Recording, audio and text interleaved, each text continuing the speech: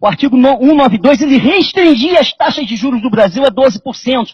O Congresso Nacional tirou esse artigo da Constituição. É inacreditável, são inimigos infiltrados dentro do Brasil. Nós precisamos entender isso. Quando o Fernando Henrique assumiu o governo na era do Itamar Franco, a dívida interna do Brasil, era de 30 bilhões de reais. Quando o Fernando Henrique saiu do ministro, foi presidente, a dívida era de 60 bi de reais. No final do governo Fernando Henrique, ela chegou a 687 bilhões de reais. E no final da era Lula, quase 1,6 trilhão de reais. Tá? Então, a dívida interna saiu de 30 bilhões de reais a 1,6 trilhão de reais. E com isso nós chegamos ao ano de 2015, com uma dívida interna, depois da era Dilma, de 4 trilhões de reais, quase lá, e uma dívida externa, que era de 220 bilhões no início do governo Lula, agora chega a 545 bilhões de dólares. Mais do que duplicou na era PT. E ele ainda diz que pagou a dívida. Vocês lembram disso? Ele foi a público dizendo que pagou a dívida. Isso é um absurdo, é uma grande mentira. E teve gente com curso universitário, até mestrado, doutorado, que acreditou nessa balela. De quanto era a dívida com o FMI? 15 bilhões de reais. Ele pagou a dívida, mas emitiu o título, transformou isso em título da dívida externa, a 16% ao ano, e elevou a dívida externa para 4 trilhões de reais. É isso que está acontecendo no Brasil. Aí, em 2003, nós fizemos uma campanha no Rio de Janeiro, em 2003, no governo Lula, e já estávamos acusando esses crimes contra a nação brasileira. E a sangria era de 250 bilhões na época. Hoje é de 1 trilhão de reais. É o que se perde de receita anualmente com o serviço da dívida no país. 1 trilhão de reais. O que daria para fazer com esse dinheiro, meu Deus? O FHC, em 8 anos de governo, pagou 2 trilhões de reais de juros de serviço da dívida. 2 trilhões. E lá no início do governo dele, toda a dívida interna era de 60 bilhões. E ele já pagou 2 trilhões de reais de dívida. E na era Lula, em 8 anos, ele pagou 4 trilhões e 766 bilhões de reais. É inacreditável. No início do governo Lula, toda a dívida interna era de 687 bilhões de reais. Isso é um crime de lesa pátria. Não tem nada, as instituições não estão funcionando no Brasil. Outro dia eu estava assistindo um documentário, e nesse documentário tinha um helicóptero, um repórter dos Estados Unidos, sobrevoando Dubai, sobrevoando a cidade de Dubai, aquela coisa maravilhosa, aquela coisa linda. E o repórter perguntou ao sheik que estava no helicóptero de luxo, parecia um disco voador, quanto tem de dinheiro aí em Dubai? Quanto vocês gastaram para construir isso? Fala aqui para mim, fala aqui para mim. Ele balançou, mas falou, 300 bilhões de dólares. Gente, eles construíram toda Dubai, toda a estrutura, toda aquela beleza daquela cidade do futuro com 300 bilhões de dólares. Quanto a gente paga de juros de serviço da dívida agora, de serviço da dívida? 1 trilhão de reais. Quanto dá isso? Quanto dá isso? Hã? Pois é, mas quando era 2, na época desse documentário era 2 reais o dólar. Tá? Naquele tempo, quando eu assisti esse documentário, dava para fazer 2 Dubais por ano no Brasil.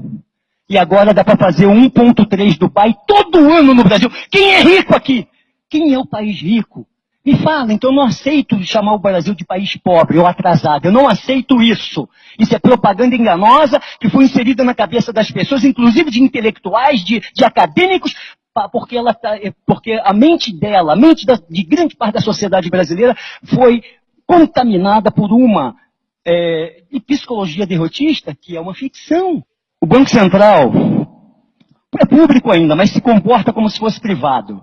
Ele não cumpre com as suas funções. Quais são as funções do Banco Central? Regular taxa de juros e emitir moedas para desenvolver o desenvolvimento do Brasil. E ele faz o contrário. Ele aumenta a taxa de juros, enxuga a economia, limitando o volume de moeda circulante no país a 5%. Ou seja, a moeda que circula no país representa apenas 5% do PIB. Meu amigo, em qualquer país avançado, economicamente um pouco menos apertado, arrochado pelo sistema, é 40%, é 35% ou 40% o montante de moeda circulante no país. E a doutora Fatorelli, ela fala isso aqui também nesse livro. E como é que ele faz isso, doutor Ribas? Como é que ele faz isso, patriotas? Como o Banco Central faz isso? Ele vai lá no caixa do banco, tem aquela dinheirama dos juros, dos 400% de juros que ele que ele recolheu da população, das empresas que pagam juro absurdo, juros do governo, ele está com aquele montão de dinheiro. O governo federal fala, não joga na economia, porque isso vai causar inflação. Não joga na economia, ele recolhe esse dinheiro todo do caixa do banco e não deixa o banco emprestar. E emite títulos para o banco. A doutora Fatorelli identificou de 12 a 14 maneiras diferentes de se extorquir o orçamento federal pelo sistema financeiro nacional e internacional.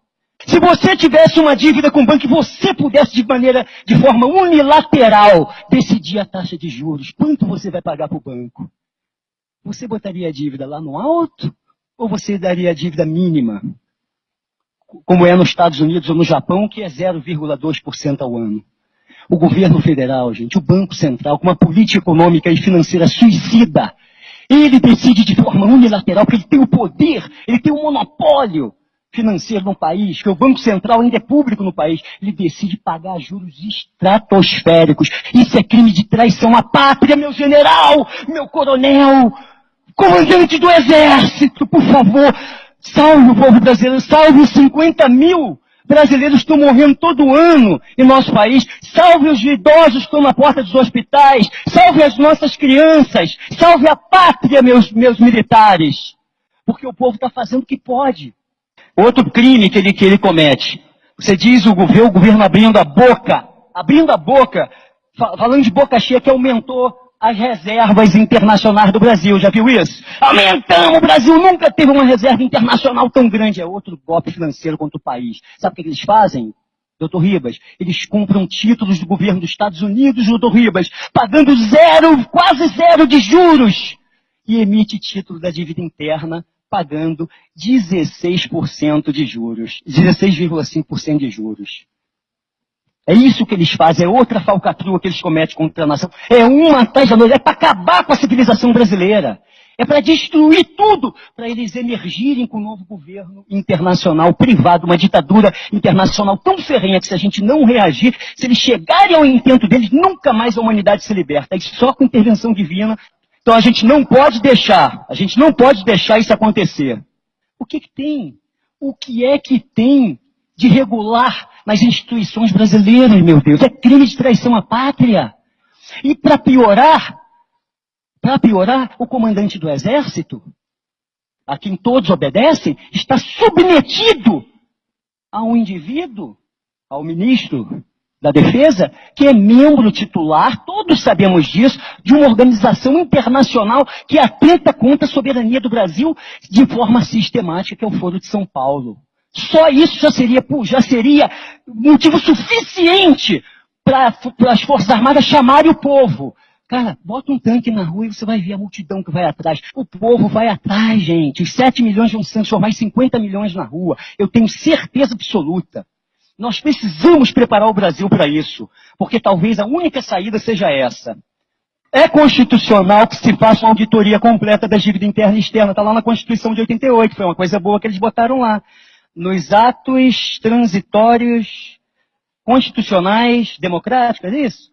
Número 26. Então, pessoal, está lá na Constituição do Brasil para se fazer auditoria das dívidas, mas eles não fazem, cara. Eles não fazem auditoria, não fazem. É inacreditável. A única coisa boa que tem na Constituição de 88, eles não cumprem. Tá? E se fizesse uma auditoria no Brasil, olha o que aconteceria. 1 trilhão ficaria no caixa. Só a auditoria da dívida. 1 trilhão ficaria no caixa do governo. Não sairia. Por quê? Porque essa dívida não suporta uma auditoria. É um castelo de cartas. É uma mentira. É juros sobre juros. São falcatruas ilegais, inconstitucionais, imorais. Qualquer auditoria resolve isso. Se R$ 1 trilhão deixar de ser pago para o sistema financeiro e ficar na economia nacional, eu tenho certeza absoluta, não estou falando do minério ainda não. Só a auditoria da dívida. O país passa a crescer a 10% ao ano. Se o Brasil começar a crescer a 10% ao ano, em quanto tempo ele dobra o PIB? 7 anos, crescendo a 10% ao ano. Então, em 7 anos, o nosso PIB, que é de 6 trilhões, vai para 12. Só que o Brasil tem condições de crescer a 10% ao ano durante 30 anos seguidos ou 40. Tem condições de fazer isso por causa do consumo reprimido aqui. Uma pobreza reprimida que, se o Brasil explodir em prosperidade, a população brasileira vai correr para comprar os bens de consumo e de capital que a que ela foi privada por causa desse sistema injusto. Então o Brasil tem condições de crescer 30 anos facilmente a 10% ao ano. Mais 7 anos ele dobra de novo. É 10% ao ano. É exponencial, tá? Então aqui já vai para 24, meu Deus. Vai dobrar de novo, vai para 24. Mais 7 anos, vai para 48. Em 21 anos, o Brasil sai de 6 trilhões de PIB, que é hoje, para quase 50 trilhões de reais de PIB. Se nós entrarmos no caminho do progresso. Quem é pobre? Se a gente chegar a 50 trilhões de PIB num ciclo industrial magnífico que levaria 20 anos só, o Brasil estaria disputando com os Estados Unidos a primazia da primeira economia mundial. Você pode fazer as contas, você vai ver que 50 trilhões fica perto de 20 trilhões de dólares, que é o PIB dos Estados Unidos. Está entendendo isso? Os nossos potenciais sendo enterrados por uma mentira absurda de que nós somos pobres, atrasados, ou seja lá o que for. Eu não aceito esse termo nação de terceiro mundo, isso foi criado por eles. Não aceito esse termo de país pobre, isso foi criado por eles, para inserir na cabeça do povo a psicologia derrotista que mantém a maioria dos brasileiros, não todos, se arrastando como cobras, como ratos. Tem um remédio para isso, para resolver esse problema. Um remédio ideal seria a intervenção constitucional pelo poder instituinte feita pelo povo brasileiro. Só que parece que nesse momento a gente ainda não conseguiu criar uma massa crítica para isso. Tem quantas pessoas conscientes no Brasil que despertaram? 1 milhão, 2, 3? Eu não sei. Entendeu? Mas o ideal seria essa intervenção com apoio dos militares. No dia seguinte, depois de uma possível intervenção popular, constitucional, com apoio dos militares, quando aplicar o estudo de cenários e fizer um governo provisório, um governo transitório, constituído, um Estado maior constituído de civis e militares, tá? Aí nós vamos poder aplicar os 32 pontos que vão transformar o Brasil na primeira, no mínimo na segunda potência mundial. Tá? E desses 32 só vou falar 5 principais, para encerrar e encerro aqui. Os 5 principais são auditoria completa das dívidas interna e externa. É imprescindível. Os movimentos impeachmentistas e os intervencionistas precisam falar isso toda hora. Depois da auditoria, Banco Central público e financiando o governo federal. Nunca mais o governo federal, isso tem que ser artigo constitucional, pode pegar 1 centavo emprestado com nenhum banco, nem interno e nem externo. Auditoria completa de todas as privatizações que foram feitas. Aumento do efetivo das Forças Armadas para 1 milhão de mulheres e homens em armas. De 370 mil para 1 milhão de homens e mulheres em armas. E para finalizar, o último item. Uma contra-revolução cultural no Brasil. Acabar com toda a interferência cultural do marxismo, do gramicismo, do Herbert Marcusismo, né? E tudo que vem degenerando a cultura e a moral do povo brasileiro nos últimos 40 anos. Uma contra-revolução nacionalista para dizimar essa cultura demoníaca e transformar o comunismo, a divulgação do comunismo em crime hediondo de traição à pátria em território brasileiro. O seu Levi, que foi a salvação da mudança política brasileira, ele no mês ou 2 que ficou aí, ele aumentou os juros de 250 para 360 bilhões ao ano. Ele foi lá só para aumentar o serviço da dívida. Então veja, não é uma questão, por exemplo, o Odebrecht, né? O Marcelinho Odebrecht está em cana, por quê? Porque ele superfaturou obras públicas, não é verdade? Ele e outros mais, né? Agora, quem superfaturou a taxa de juros no Brasil não está preso. E houve um superfaturamento. O Brasil é uma potência econômica com uma doença política. Qual é essa doença? É o sistema político partidário que pratica o governo indireto imposto por Londres. É isso. Nós vamos encerrar com o nosso grito de guerra, não é isso? Vamos ficar em pé, então? Agradeço a presença e a paciência de todos de nos ouvirem. Brasil! Muito obrigado. Boa noite.